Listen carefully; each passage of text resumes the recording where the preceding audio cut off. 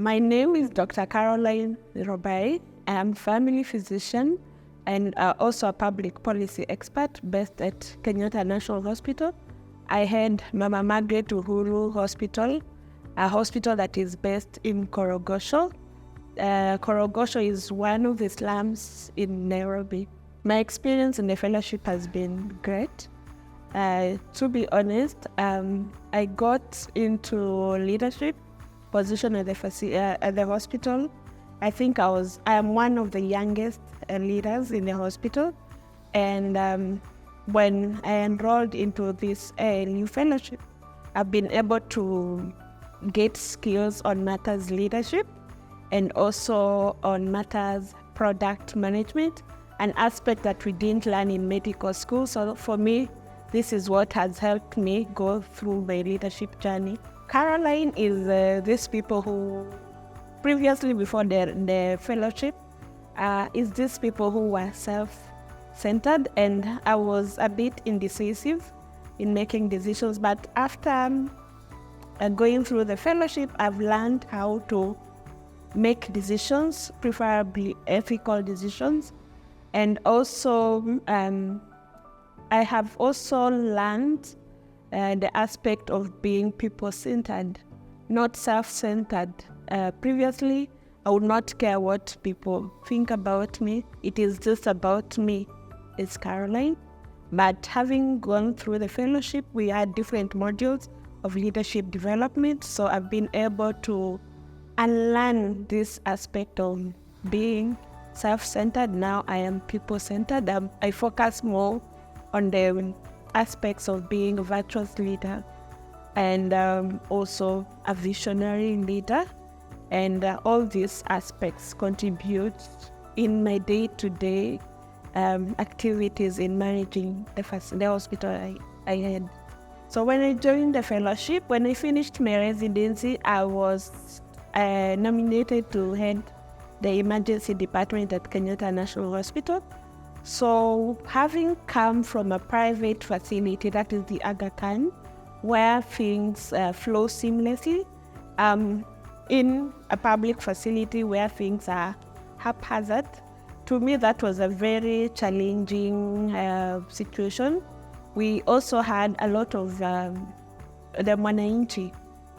We had so many complaints, and also we needed to sort out the resources that were provided in the emergency department, because there was a really influx of so many patients who needed that care. So I decided, how can I streamline these processes, especially we handle a lot of trauma patients.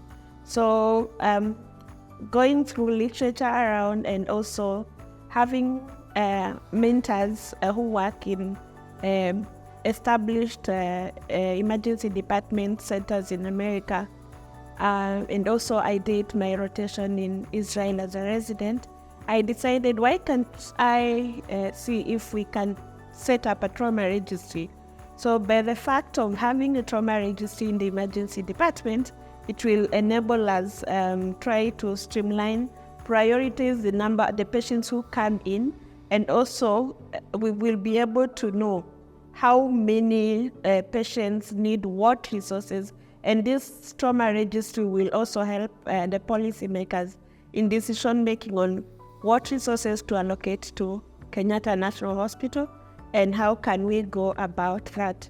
And also, I was also thinking of how can we streamline our referral processes, because I found that every patient just comes into the emergency department, and at times we were caught unprepared. We get a patient with head injury, like we can get like 4 patients with head injury coming in at the same time, and we are unprepared. So now for me, I thought of, can we develop a pre-referral registration application?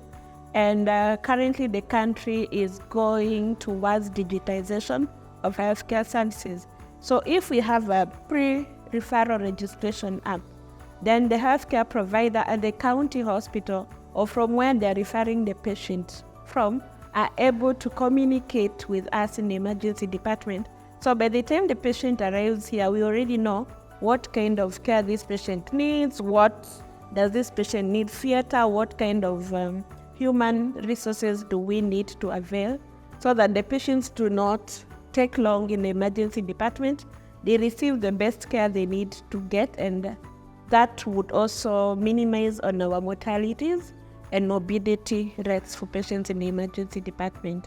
And as a result, when I got into this fellowship, that's the project that I thought it's a problem for me, for sure. It was a pain point for my patients. So I thought by going through the fellowship, I would be able to unlock this problem and come up with the solution. And one of the solutions that I developed, or I am still developing, is just implementing the trauma registry and also the pre-referral registration app. To be honest, the skills that I've gained in this fellowship, there's nothing, we are not taught even in the medical school. I've also done a master's in public policy and management. We never gained the skills. Why I would encourage people to join this fellowship is because we get someone who guides you through, because there's the aspect of discussing cases, real public sector problems. And also throughout the journey, there's always a coach and a mentor. So the coach will guide you through your leadership journey, something that I never had even in my medical school. It is something that is new and it's unique to this university. So for me, I would encourage people to enroll, especially people who work in the public sector, because again, public sector has a lot of bureaucratic processes, and we can change. So for me, this is a course that I would encourage people to join. I'm grateful for AAU for the opportunity that I was granted to undertake this public sector fellowship. I have actually grown as Caroline. I have been able to unlearn some habits and learn habits in leadership. And I think my future is bright as a leader in Africa.